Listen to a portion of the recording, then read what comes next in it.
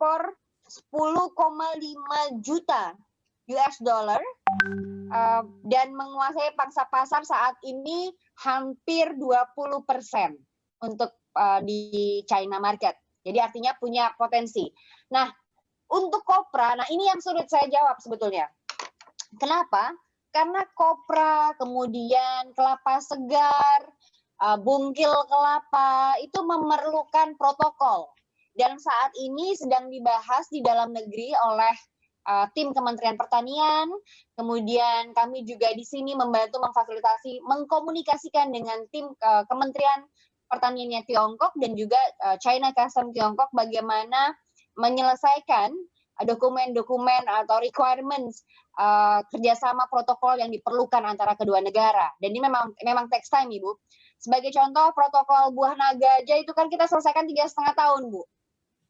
Jadi takes time, tapi memang value-nya dan peluangnya besar.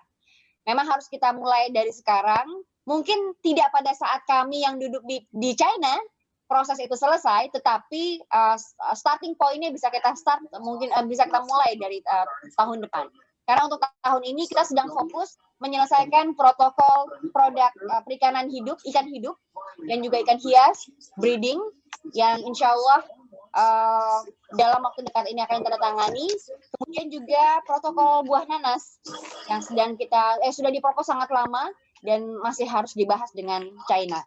Nah, Mas Indra mungkin untuk furniture tadi ada tambahan, ada masukan? Baik, terima kasih Bu Marina.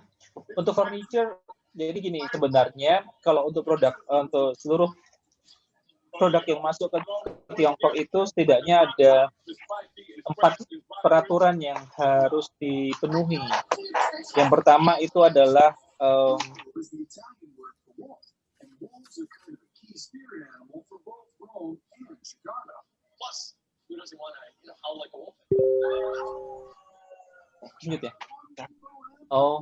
baik. Jadi ada setidaknya ada 4 peraturan untuk semua produk-produk di Tiongkok yang akan masuk ke Tiongkok.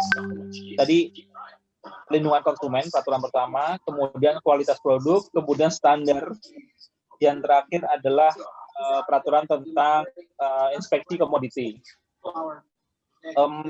Kemudian nanti untuk standarnya sendiri ada berbagai standar. Ada yang tadi Bu Marina sudah sebutkan yang GB, Guopiao itu national standard.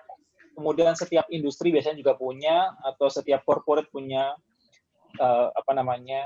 punya standarnya sendiri-sendiri. Jadi karena pertanyaannya sifatnya general tentang furniture tadi, nanti harus spesifik furniture seperti apa yang akan coba dimasukkan ke Tiongkok. Jadi kita akan coba nanti, jadi informasinya perlu lebih detail, bisa nanti disampaikan ke email kami, sekalian minta tolong ke kami untuk mencarikan buyernya, itu juga bisa. Jadi jenis produknya, furniture-nya, HS code-nya, kemudian ada company profile, ada katalog produk, nanti kami carikan sekalian bagaimana persyaratannya untuk bisa masuk, dan juga sekalian bisa kami carikan buyer-buyer yang kiranya bisa tertarik terhadap produk-produk tersebut. Begitu, Ibu. Pak Dwi atau Bu Dewi, silahkan. Baik, Ibu, terima kasih, Ibu. Terkait dengan furniture, saya bisa sampaikan adalah bulan ini, kalau tidak salah bulan depan kami akan coba juga melakukan kegiatan business matching terkait dengan furniture. Kalau Bapak Ibu tergabung dalam Asmindo ataupun dalam INKI, itu kami sudah berkomunikasi sebelumnya, sekitar tanggal 7 kalau tidak salah. Nah, itu bisa dikomunikasikan, atau misalnya tidak tergabung dalam Asmindo atau HIMKI, nanti bisa kontak ke kami, nanti coba kami sampaikan. Kami akan ada kerjasama dengan asosiasi furniture di sini, KFFIC, dan mereka mencari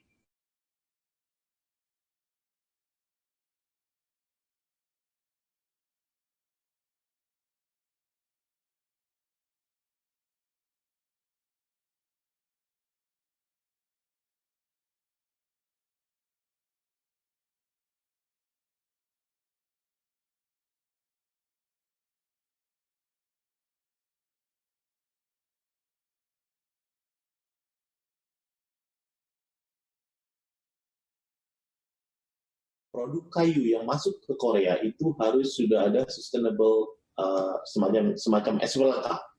Jadi ini peluang bagi Indonesia di saat negara-negara pesaing itu masih belum. Tetapi yang perlu diperhatikan adalah terkait dengan semacam kegunaan dari furniture tersebut. Mungkin kita juga sama seperti dari Cina, jangan berpikir kita punya furniture itu yang kita paksakan untuk masuk ke Korea. Tidak seperti itu. Jadi Korea ini semacam memiliki apartemen-apartemen kecil. Jadi mereka meminta produk yang semacam smart furniture. Ketika saya katakan smart furniture karena itu bisa ditaruh di mana saja, ketika pindah juga gampang, dan mereka ditaruh di apartemen juga bisa. Nah, ini yang dibutuhkan oleh mereka, dan semacam DIY, untuk furniture yang DIY itu juga sangat dibutuhkan. Pesaingnya adalah hanya dua, furniture itu adalah dari Vietnam, dari Cina dan Vietnam. Kalau dari Cina dan Vietnam, mungkin Bapak Ibu tahu sendiri, ya ini juga terkait dengan harga juga. Tetapi jangan khawatir karena mereka kalau di Korea mereka juga akan melihat dari sisi kualitas juga. Ketika kualitasnya bagus, mereka akan mau untuk membeli agak lebih mahal. Nah, kemudian mungkin nanti Bu Dewi akan tambahkan dokter. Kemudian untuk terkait dengan coconut. Coconut ini memang kalau produk fresh, sebenarnya kemarin sudah ada juga yang mencari coconut water, tetapi prosedurnya itu memang sangat-sangat ketat untuk coconut water ini. Dan untuk kopra juga sama, ketika fresh itu akan terkait dengan karantina. Nah, karantina ini yang karantina Indonesia dengan Korea ini yang lagi sedang bicarakan bagaimana step-step yang supaya mereka bisa masuk ke Korea. Kalau olahan itu sudah berbeda lagi, sudah bentuk makanannya itu akan lebih mudah dalam bentuk frozen segala macam. Itu akan lebih mudah untuk masuk ke Koreanya. Kemudian terkait dengan aksesoris dari waste plastik. Biasanya orang Korea itu akan memakai one-time accessories. Kenapa saya katakan one-time accessories? Ketika mereka melihat, oke, bagus, mereka pakai sekali, 2 kali, habis itu sudah ganti. Nah, ini bisa juga sebagai peluang. Peluang apa? Peluang berinovasi. Inovasi untuk produk-produk yang dibuat. Jadi tidak monoton hanya itu saja, tetapi dibuat inovasi-inovasi terus.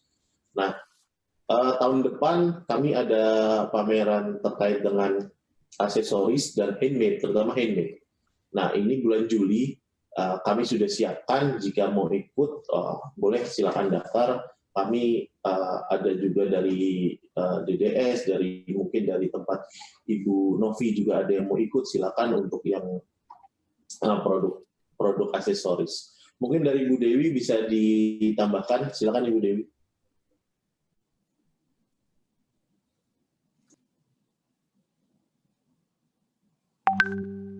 Mohon izin Pak Abdas, kalau boleh untuk sementara apa yang disampaikan Pak Abdas cukup, karena kebetulan ada syuting untuk pameran booth-nya ITTC. Oh iya, saya lupa. Ibu Dewi masih di Antek ya. Iya. Oke, di pameran energi. Oke, baik Ibu. Ya, terima kasih Pak Dwinanto. Dari yang